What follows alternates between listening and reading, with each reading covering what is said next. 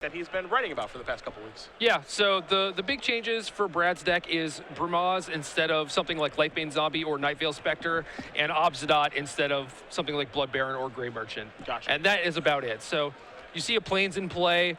Most black-based decks don't want to play like a basic Plains or a basic of whatever their splash color is, but Brad is happy having 3 Plains in his deck.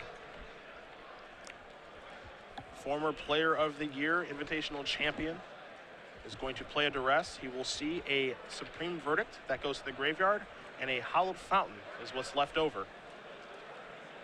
Here comes Sin Collector during Mutavault trade. Yeah. Like Josh has no interest in that. And now the Boogeyman's here.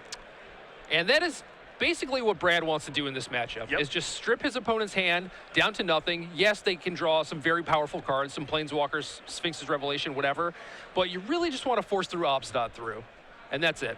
And it's really hard for the blue-white decks to beat this. Now, of course, there is the kind of 1-2 punch with Quicken plus in effect to get off the table. That's what I think made Flock's deck so good, is that Quicken actually was an answer to this problem. Right. Oh, and we talked about this earlier, Josh's Aether Spouts. And This is a 2 of. Yeah, it's good. I mean, it's not a solid answer, but it gives Josh a draw step, right? If Brad is like, well, he doesn't have a hand, I don't want the Sin Collector, I'll put that on bottom, you know, and he keeps the Obsidian, Josh still has a window to draw a counterspell. Is window to draw like a counterspell? Is window to draw like a card like Elspeth now? Yeah, that's also possible. Which feels like a lot better on this board. Let's see what Brad's going to play this turn. Yeah, I mean, Brad also gets a window to play things, so is this another Obsidian? No, it's an Archangel of Thune. A little surprised to see that in his deck after sideboard. Kind of a neat 1-2 punch with Obsidian, though.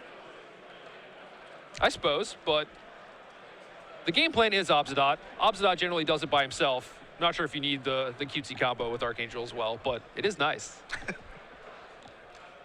So Archangel is ready to attack here in just a second, we believe. Brad is going to go reaching for mana, so he may cast... Looks like he's going to cast Obsidian pre-combat. Gotta pump up that Angel, man. Yeah, dare him to draw a counterspell. Like, I'm fine with this. Yeah. I mean, there is a world where things could go like really poorly, you know, where Josh's card is like a Quicken and then he quickens into something. Like, that world exists, but I don't think you're going to play around that. Yeah, and that's part of the reason why playing against that blue-white deck is so scary. It's like they're basically never drawing dead. Like, they can just draw a single Quicken from no hand and then have interaction with you. Yeah. Obsidian's going to come back now. There will be a little drain and brain, as BBD likes to say. Yes, he does. And now the Archangel will get a little bit bigger. This combo's adorable. It is adorable. I love it. It might be a little unnecessary, but it's pretty adorable. It's the first time I've got to watch it here on SCG Live, so I'm pretty thrilled by this. Now Brad's going to play Connections on the Caves. He will activate Brad, this. currently at 30 life. Excuse me, 29. Well, now at 29, 29. but that Connections is pretty good when you can cash it in for like 30 cards over the course of time, you know? Yeah. I think the one thing that Brad is looking for is like a Duress, a Sin Collector, a Thoughtseize to make sure that like his attack is fine, so he doesn't get like sprouted again or you know, a Azorius Charm or something like that. Yeah, walking into Aether Spouts once, you know, we'll give you that. Yeah. That's not a card that you expect to exist. You walk into it again, I mean, might be on you. And that is almost certainly what Brad wants to do. You know, like he's in full control. If you just looked at him right now, you would think that he was losing. Yep. But he's just like, oh man, am I going to get spouted again?